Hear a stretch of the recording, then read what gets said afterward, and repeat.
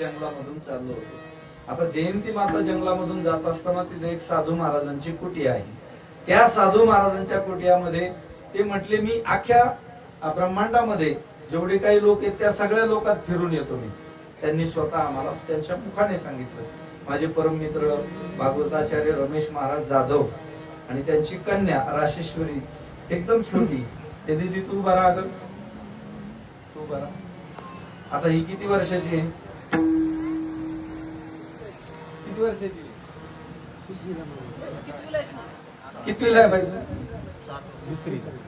ही दुसरीला आहे. आता बरोबर वय सापडलं पहा आमच्या राशेश्वरी मैयाचं. एवढीच. आता ही किती किलोमीटर चालू शकते? आमचे रमेश महाराज त्यांच्या सौभाग्यवती आणि त्यांची एवढीशी छोटीशी कन्या राशेश्वरी मैया, तिचा एवढा आदर केला त्या लोकांनी तिकडं. महाराज प्रत्येक गावामध्ये अशी, आता तुम्ही असे बाबांचं स्वागत केलं ना मामांचं, तसं प्रत्येक गावामध्ये तिला नर्मदा मैया म्हणून तिचं स्वागत केलं जात होतं. काय? नर्मदा मैया म्हणून तिचं स्वागत केलं जातं. अजूनही लोक तिकडं जर कोणाचं लग्न असेल, कार्य असेल तर नर्मदा मैया म्हणून आमच्या राशेश्वरी मैयाला तिकडे बोलावतात. म्हणजे एवढीशी ती मुलगी, तिने नर्मदा मैयाची परिक्रमा पायी केली. ती आमच्या बरोबर होती आणि मला घरचे काही कामं असल्यामुळे आम्ही त्यांना सोडून पुढे निघून आलो. रमेश महाराजांनी मी जयंती माता जंगलामध्ये गेल्याच्या नंतर त्या साधू महाराजांनी सांगितलं, पुढे तुम्हाला वाघ दिसतील. काय दिसतील? आपल्या गावातले कुत्रे नाही, काय दिसतील? वाघ दिसतील. तुम्ही घाबरू नका. हरिबोल. हा, तुम्हाला अनेक प्राणी दिसतील, तुम्ही घाबरायचं कारण नाही.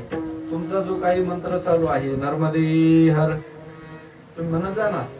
आता एवढ्या पुरतं तरी म्हणा कीर्तनात, तरी तेवढा आनंद येईल. नर्मदे हर. जरा न लाजता मोठ्याने म्हणा, मा नर्मदे हर. आता आम्ही चाललो. त्या साधू महाराजांनी सांगितलं, तुमच्या पाठीवरती मैया आहे. काय?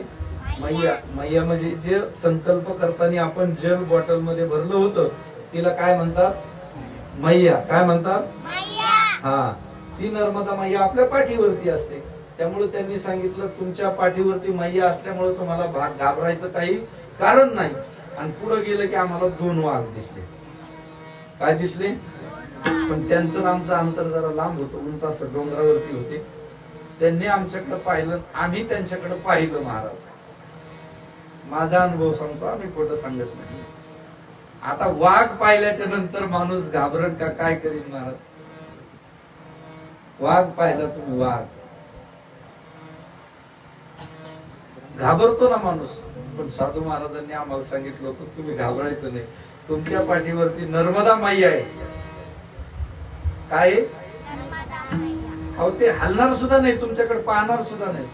त्यांनी आमच्याकडे पाहिलं, आम्ही त्यांच्याकडे. रमेश महाराजाला म्हणलं, नर्मदे हर, नर्मदे हर. आमचं स्पीड वाढला ना. काय? आमची स्पीड वाढली भजनाची. नर्मदे हर, मा नर्मदे हर. आम्ही पटपट पटपट चालत चालत पुढे निघून गेलो. महाराज म्हणजे परिक्रमेच्या रस्त्याने कोणालाही त्या ठिकाणी अडचण येत नाही, अशी आगाध महिमा त्या नर्मदा मातेची आहे. अहो, किती आनंद येतो त्या नर्मदा मातेच्या किनाऱ्यावरती गेल्याच्या नंतर.